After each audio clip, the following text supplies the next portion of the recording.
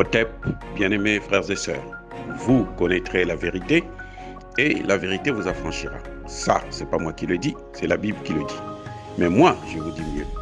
Vous connaîtrez la vérité historique, notamment celle de vos ancêtres kémites, et vous aurez une vision globale de ce que c'est que la vraie souveraineté politique. J'ajoute, vous reviendrez à la spiritualité africaine ancestrale et vous comprendrez les enjeux de l'indépendance économique. Et pour terminer, vous accepterez votre identité culturelle kémite et vous obtiendrez deux choses. La première, c'est la paix.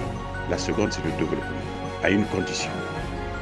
L'unité de toute l'Afrique noire, l'unité de tous les Noirs du monde entier.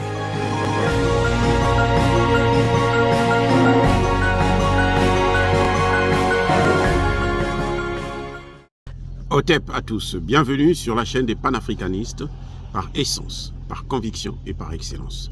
Celle des citoyens kémites par nécessité et obligation de combat. Nous sommes une chaîne qui n'est guidée que par nos ancêtres et rien que par les ancêtres qui appartiennent à l'égrégore du monde noir. Par conséquent, nous ne croyons en aucun Dieu venu de l'étranger.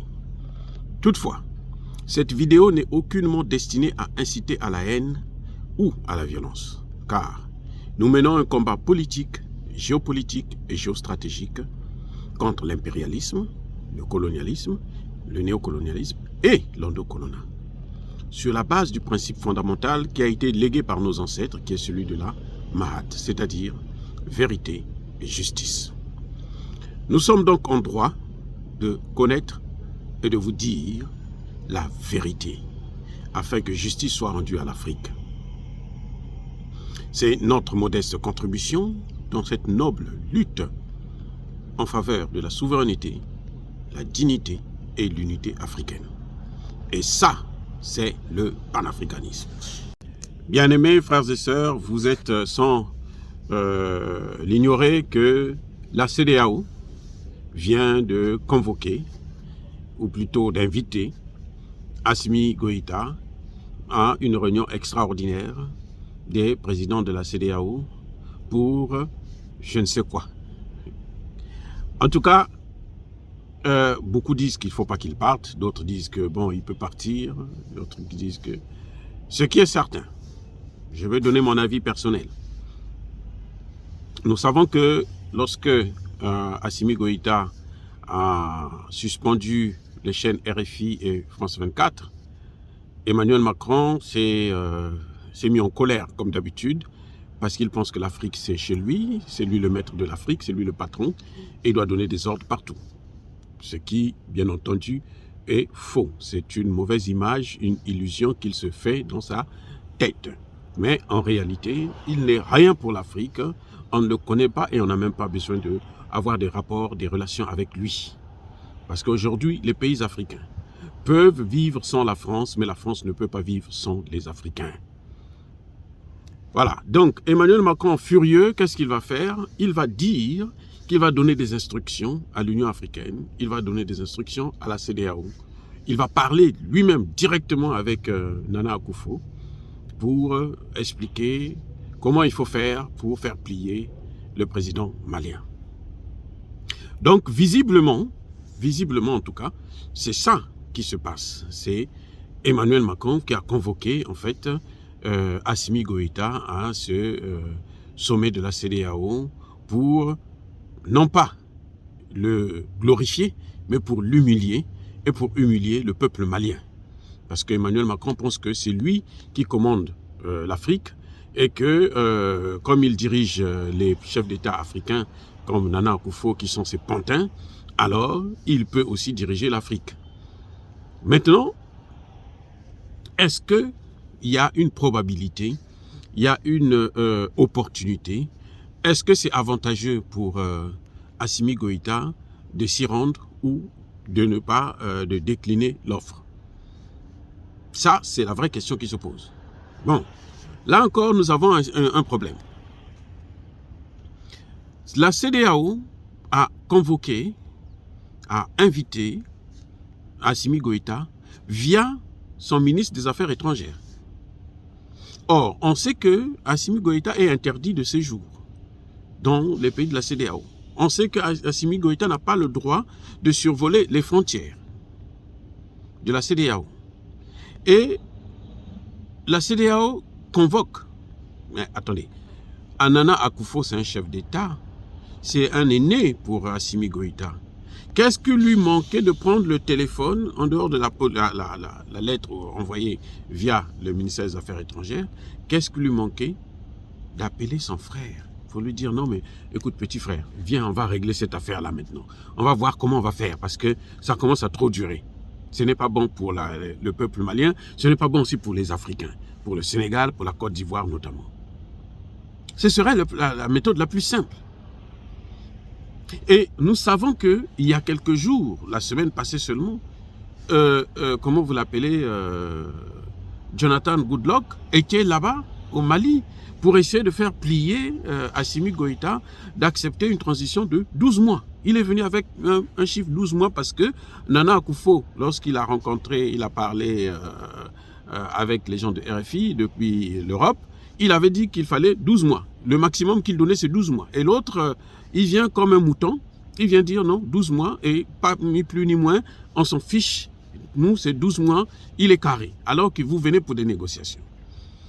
Donc, on voit très bien que ce n'est ni la volonté réelle de la CEDEAO, mais c'est plutôt la volonté de la France.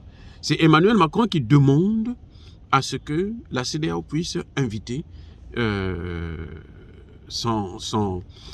comment dirais-je, Assimi Goïta. Mais entre-temps, la réunion se tient le 25 mars, c'est-à-dire demain. Une opposition malienne a dit qu'à partir du 25 mars, eux, ils vont commencer à manifester, à marcher, peut-être même faire un coup d'État, et que c'est à cette date-là que Assimi Goïta ne sera plus reconnu comme étant le président de la République. Cette coïncidence-là et cette opposition se fait où? En Côte d'Ivoire. Et on sait que la Côte d'Ivoire, c'est le pays qui tient mordicus à faire partir Assimi Goïta parce que, bien entendu, la Côte d'Ivoire est le meilleur élève de Emmanuel Macron et de la France. Y compris la France-Afrique, bien entendu.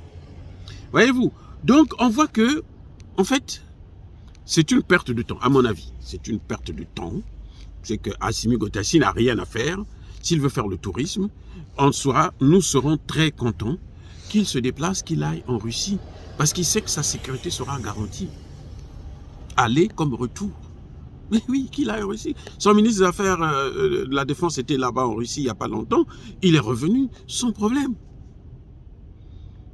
Il peut aller en Chine, il peut aller dans d'autres pays, mais la Russie, c'est le top. Parce qu'ils ont des relations avec la Russie. La Russie l'aide beaucoup. La Russie soutient le Mali. Donc, c'est mieux d'aller se balader en Russie que de perdre son temps avec tout ce chef de tas hein, de la CEDEAO et de l'Union africaine.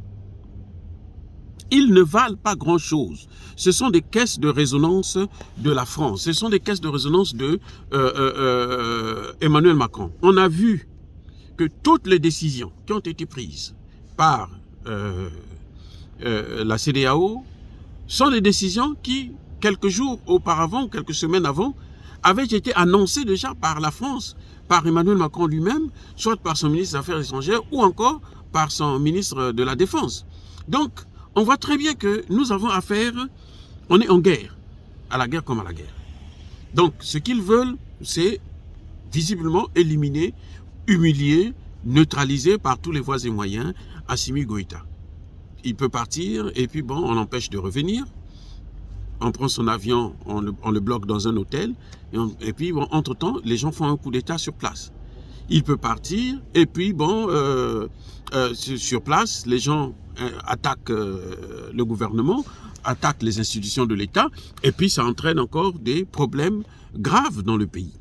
Donc, je crois que Assimi Goïta devait être maintenant assez responsable, à mon avis, assez responsable pour ne pas se laisser endormir par ces gens-là.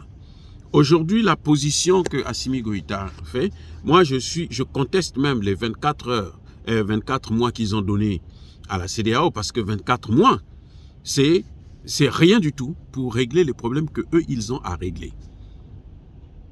Voyez-vous? Surtout que Assimi Goïta aujourd'hui a une cartouche. Je vous rappelle que la Cour de justice de la CEDEAO vient de demander la suspension des sanctions.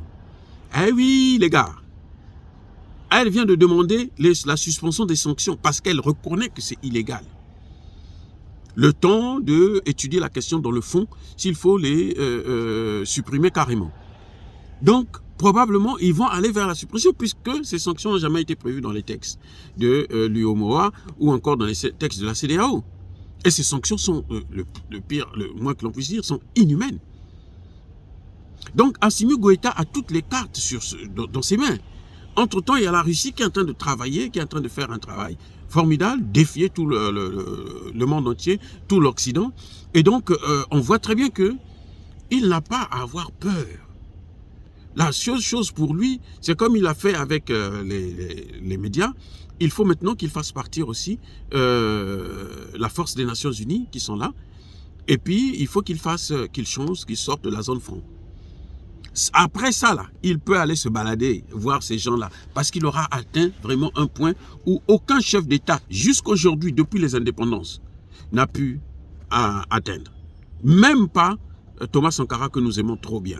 Même pas Kadhafi, parce que Kadhafi est arrivé, il s'est arrêté en route. S'il sort, s'il chasse les Nations Unies, s'il change la monnaie, ben, il aura fait plus que tous les chefs d'État africains, panafricanistes. Parce qu'il n'y a personne qui est arrivé à ce niveau. Voilà, donc je pense que Assimi Goïta n'a pas besoin d'aller se balader hein, à Accra. Hein. Donc, s'il veut se balader, je crois qu'il ferait mieux d'aller se balader dans les zones qui ont été libérées pour montrer à la population que voici des zones qui étaient jadis occupées, maintenant elles sont libérées et maintenant vous pouvez revenir pour motiver la population à partir. Au lieu d'aller perdre le temps, là où il n'aura rien, ce n'est qu'entendre ce que Emmanuel Macron, les injonctions de Emmanuel Macron, afin qu'il puisse quitter le pouvoir, afin qu'il puisse céder le pouvoir à un civil qui va faire exactement ce que Bandao et les autres ont fait, donc à ce genre de sous-préfet de la France. Nous lui avons fait confiance. L'Afrique lui fait confiance. Le Mali lui a fait confiance. Je crois que la meilleure façon de trahir cette confiance du peuple malien, c'est d'aller à ce sommet à la con, ce sommeil de mort. Parce que là, on cherche soit sa mort, on cherche... Il y a plusieurs méthodes. On peut faire exploser son avion, on peut l'empoisonner, il y a des poisons qui à retardement, où il suffit de te saluer, et puis après, bon, c'est après une semaine que on va commencer à voir les effets. Donc, je crois que ça ne sert à rien de prendre des risques inutiles. Parce que nous avons besoin de lui, l'Afrique a besoin de lui, le Mali a besoin de lui. Monsieur Assimi Goïta, prenez vos responsabilités d'éviter. Le fait que vous avez accepté de négocier sur la base de 24 mois déjà, c'est une très haute trahison de la part du peuple malien. Alors que vous êtes en train de gagner le combat. Si la Cour de justice a reconnu qu'il faut suspendre les sanctions, c'est que vous êtes en train de gagner le combat. Maintenant, qu'est-ce qu'il faut faire?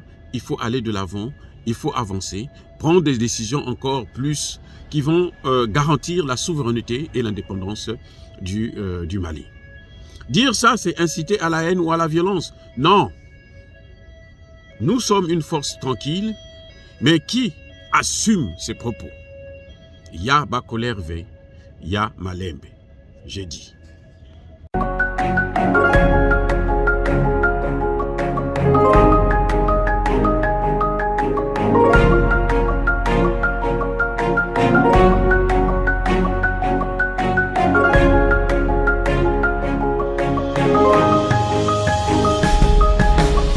Eux, ils marchent par la foi et non par la vue. Mais moi, je vous conseille vivement de marcher par la connaissance scientifique et historique, notamment celle de nos ancêtres kémites, par les 5 sens et par l'intelligence. Otep, vive l'Afrique éternelle et que Dieu vous bénisse. Abou Apia.